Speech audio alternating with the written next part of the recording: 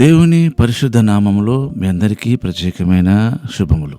అలాగనే ఈ నూతన మాసపు ఆశీర్వాదములు, దీవెనలు మీకు మెండుగా కలుగునుగాక. ఏప్రిల్ 1st డే మన జీవితంలో ఇది ఎంతో అత్యున్నతమైన దినము, మాసం. నిన్నటి దినం చెప్పుకునే రీతిగా నూతన హృదయముతో, నూతన స్వభావముతో, నూతన దృక్పథముతో మనము ఈ మంత్లోకి ఎంటర్ అవుతున్నాం. దీనికి సంబంధించిన వాక్య భాగం చదువుదాం. సామెతల గ్రంథము 23వ అధ్యాయం 26వ వాక్య భాగం. నా కుమారుడ, నీ హృదయము నాకిమ్ము, నా మార్గములు నీ కనులకు ఇంపుగా ఉండనిమ్ము. ఈ నూతన మాసములో, ఏప్రిల్ మాసంలో మన హృదయాన్ని ఆయనకు అర్పించిన వారంగా, నా కుమారుడ నీ హృదయము నాకిమ్ము అంటున్నాడు. నా మార్గములు లేదా నా అభిప్రాయాలు లేదా నా ఉద్దేశము, నా బిహేవియర్, నా చిత్తము నీకు ఇష్టముగాను, నీకు అంగీకారంగాను, ఇంపుగాను ఉండనిమ్మంటున్నాడు. మనకు వచ్చిన ప్రాబ్లం ఏంటంటే దేవుని కండిషన్స్ మనకు ఏమాత్రము యాక్సెప్ట్ చేయము. దాదాపుగా పైకి చేసినట్టుగా కనబడతాము, కానీ హృదయంలో ఆ నిశ్చయిత లేదు.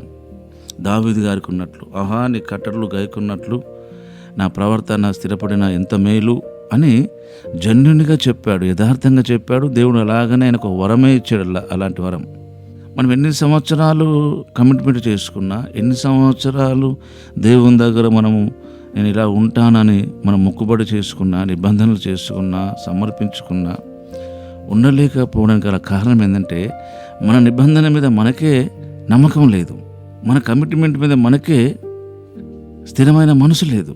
అలాగ నిజంగా ఉండగలిగితే అద్భుతంగా దేవుడు కార్యం జరిగిస్తాడు. ఆయన మాట ఆయన పక్షంగా నెరవేరుస్తాడు. ఎందుకంటే మనం అందరం బలహీనులమే. ఎవరు స్పెషల్ కాదు దేవుని దృష్టిలో. ఎవరు తమ మనసులో దేవునికి చోటిస్తారో, ఎవరు వారి యొక్క దినచర్య కార్యక్రమాలన్నింటిలో ప్రభు సహాయం తీసుకుంటారో, దేవుడు నేను ఇది చేయలేను, నాకు ఇది కష్టం, నాకు హెల్ప్ చేయండి అంటారో, దేవుడు వారికి హెల్ప్ చేస్తాడు.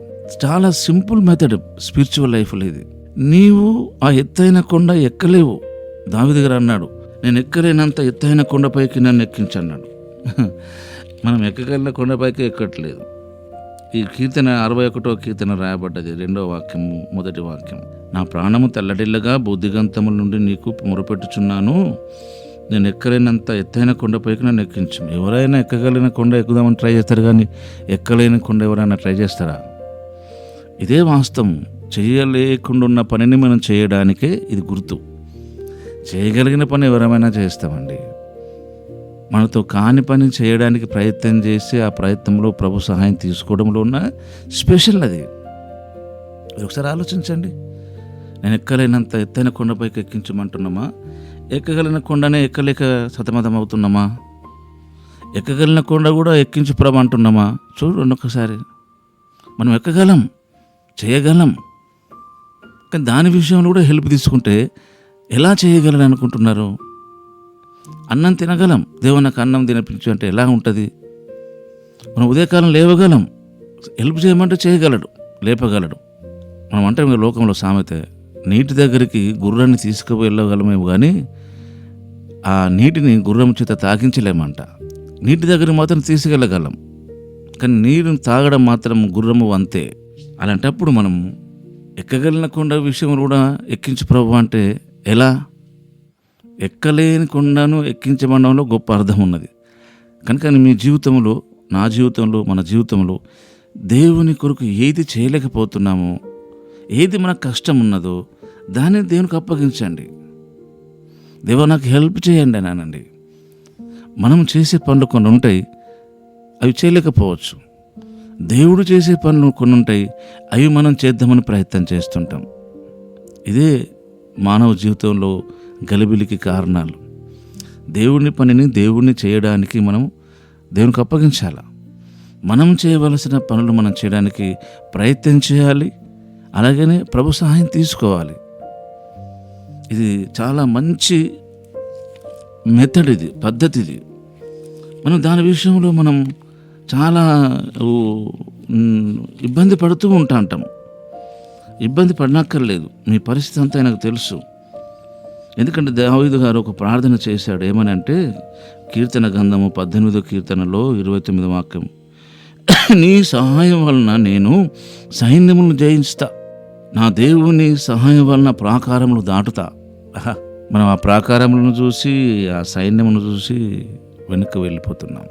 మీ ముందున్న ఎర్ర సముద్రమైన, మీ ముందున్న యోర్దాను నదైనా దేవుని సహాయం చేత మీరు చేయగలరు. మీలో ఆ సామర్థ్యత ఉంది. అది దేవుడు చూసే మిమ్మల్ని రక్షించాడు. మీరు రక్షణ లేని వారుగా ఉండకూడదు. కనుక ఈ ఫస్ట్ డే నుంచైనా మనం కంప్లీట్గా ఉపేక్షించుకొని ప్రభు వైపు ఆధారపడి ప్రభు వైపు చూద్దాం. అలాంటి కృప ప్రభు మనకు అనుగ్రహించునుగాక.